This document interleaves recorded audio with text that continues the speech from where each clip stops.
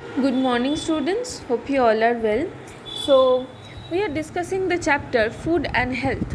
So, already we have discussed some of the deficiency disease that generally caused by vitamins. So, today we will discuss all the deficiency disease and problems that are related to our macro and the micronutrients. So, let's start. So, the first and the most important, that is calcium. Calcium is very important for our proper for the growth of our bones and teeth. So if there is deficiency of calcium in our diet, then it causes tooth and bones decay. Okay. And it also develops soft and weak bones, no such strong bone, and tooth decay also. So we have to take the proper diet which is filled with calcium. So we can find this kind of products in milk and in milk products, and sometimes also green leafy vegetables. Next is the iodine. So iodine causes goiter, the disease goiter. So what happens in goiter? There is swelling of our neck. In our neck region, it bulges out. Okay, and it also develops mental disability or mental disorders.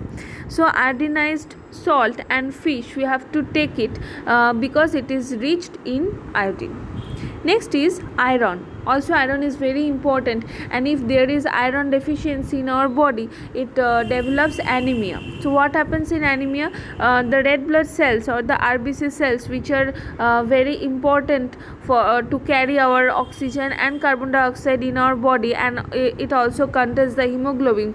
So if there is anemia, that means their RBC or the red blood cells are not develops properly in that individual, and it also causes weakness and tiredness. So we have to take the diet which is rich in iron, like spinach, apple, pomegranate. All these are the sources of iron. Next is protein. Without protein there is no such proper growth and development in humans. So if there is protein deficiency, it causes kwashiorkor. Okay. So in the individuals having kwashiorkor disease, they have the swollen stomach, thin legs, and stunted growth. This kind of disease generally occurs in case of children. So they have swollen stomach, very thin legs, and no such proper growth is there. So egg, milk, fish, meat, pulses, all these are the sources of proteins. Next is the disease caused not only by protein but also protein and carbohydrate both. So the disease is marasmus. Okay, it causes underweight and very thin and lean growth. No such proper development and growth is there.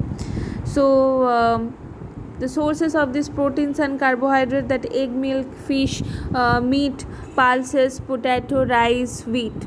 So all these are the sources of both proteins and carbohydrates. Okay, so if there is calcium deficiency, it causes tooth and bones decay. If iodine deficiency, it develops which disease? Goiter. If iron, then it develops anemia. If only protein, then it develops kwashiorkor, and if both protein and carbohydrates, then it develops marasmus. Okay, so next we are coming to communicable disease. What is communicable disease? Communicable disease means if one person is having a disease, and if the germs of the disease will transmit from that person to a healthy person, then the healthy person will get infected. That is a communicable disease. Okay, so the disease that spread from one person to another person is called communicable or infectious disease.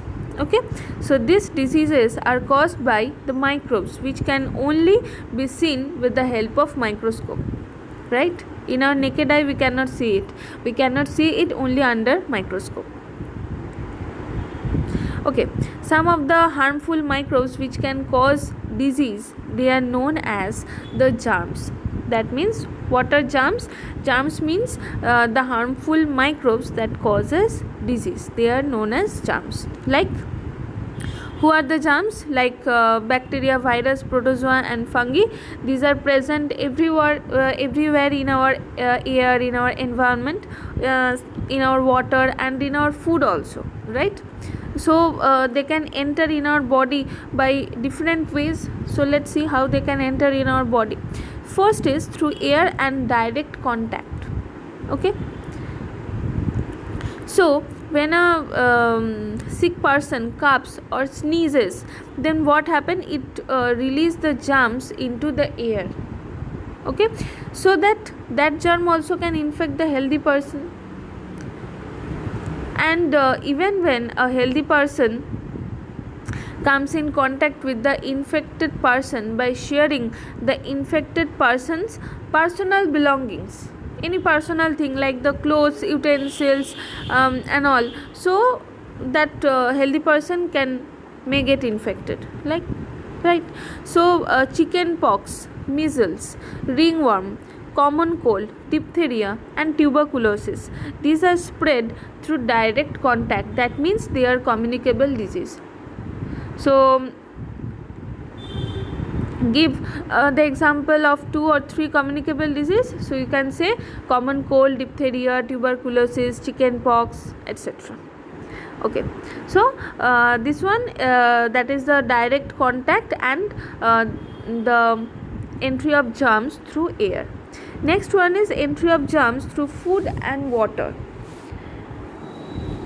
If we eat infected food and if we drink unsafe water or infected water, that also develops disease, like it develops diarrhea, typhoid, jaundice and cholera. So food and water may get infected with the germs, okay, when they are not stored properly.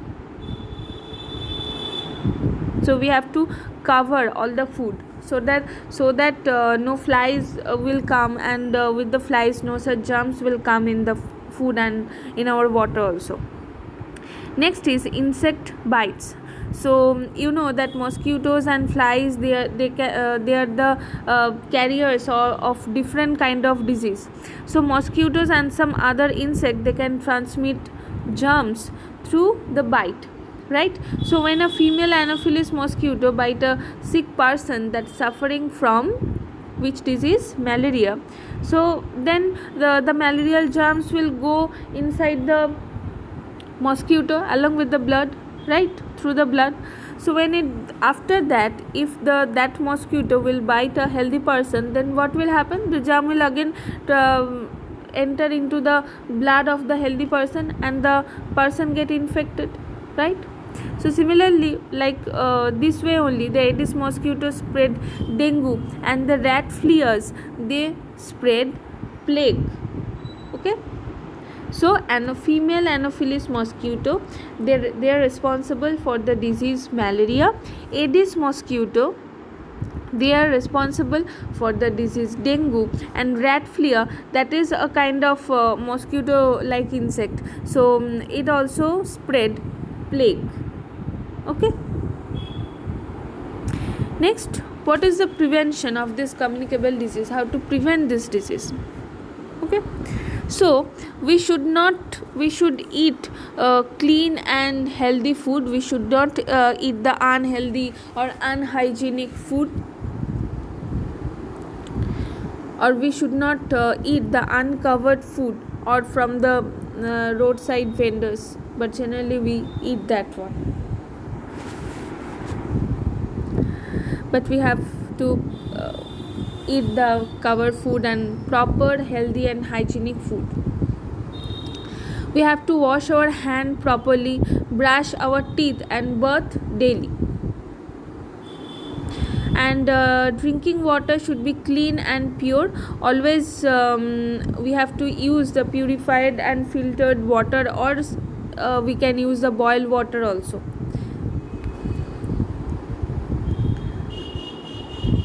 And we should not allow water to stagnate, as it becomes the breeding ground for the mosquitoes, right?